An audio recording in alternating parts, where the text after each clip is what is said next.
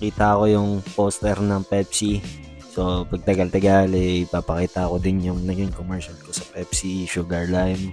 So, nandito na tayo sa airport. Malapit-lapit na ang pag-alis natin, around 10 p.m. Dahil ang flight natin ay around alas 12 ng gabi. So, early tayo ng 2 hours at mabilis naman yung proseso. Nandito na tayo sa loob.